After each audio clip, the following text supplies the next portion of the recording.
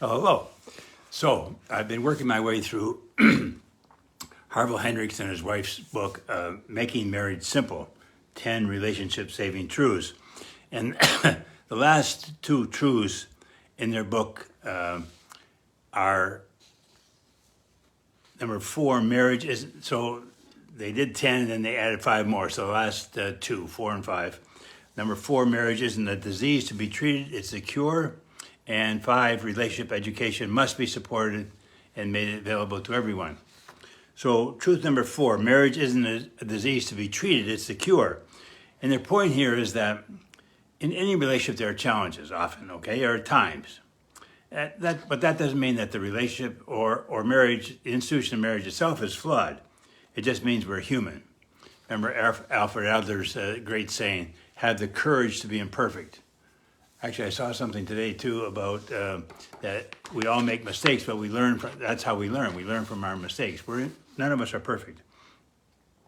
So my goal in the office is to make sure that a couple is on the same page so that when life does throw them challenges, which it will, could be about their in-laws, parents, health, job, kids, they can better handle them.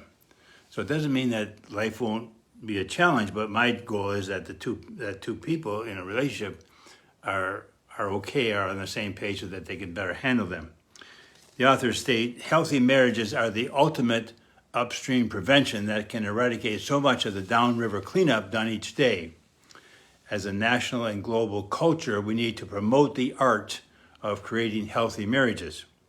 Let's prioritize it, let's fund it, let's nurture it, which then leads into truth number 5, relationship education must be supported and made available to everyone. And to me, it seems there's 3 things we don't teach very well in school: about relationships, about parenting, and about finances. All pretty important things as an adult. So the main reason I do these little blogs is simply relationship education. I say on my business card, I've said it for years, the tools are available in today's world to have the relationship of your dreams. But not everybody knows that. Not everybody knows what I know.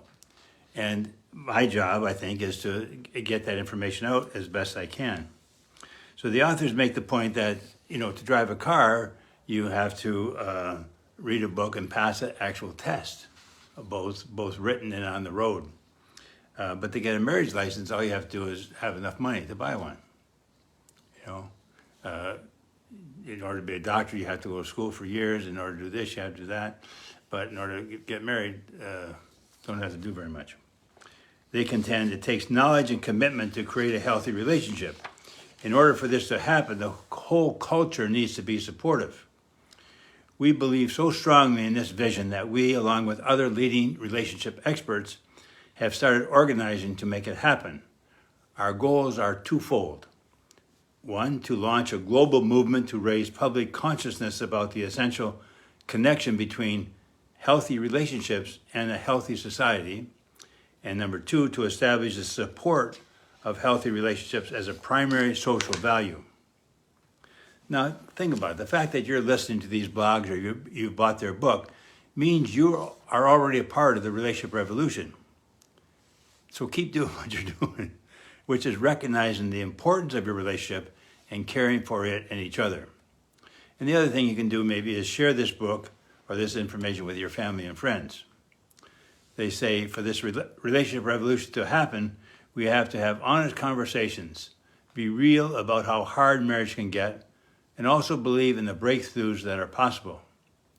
So I know Crystal and I, for any part of any wedding present we gave to couples or give to couples is a copy of Harville and Helen's book, Getting the Love You Want, and more recently a copy of my book, Dream Relationship. So just as a heads up, I've written a new book called The Relationship Coach, your playbook for unlocking the combination to a successful relationship. So the next few weeks I'll be taking a look at that. And I use the analogy of a combination lock and a team's playbook. Obviously, if you know the combination of a lock, it's easier to open it. And I want all the players on my teams to be using the same plays. So that's the idea behind it. So what are those key pieces to open the combination to a successful relationship? The space between, safety, the safe conversation process, and some knowledge of the imago relationship therapy. As Harville and Helen state, healthy marriages lead to healthy homes, which lead to a healthy society. You have the power to create the marriage of your dreams, and when you do, you also contribute to creating a new world in which we can all live long and prosper. So, all the best to you as you move forward in your relationship. And next week, I'll begin looking at my little book. It's a coaching manual, the relationship coach. Okay, see you next week.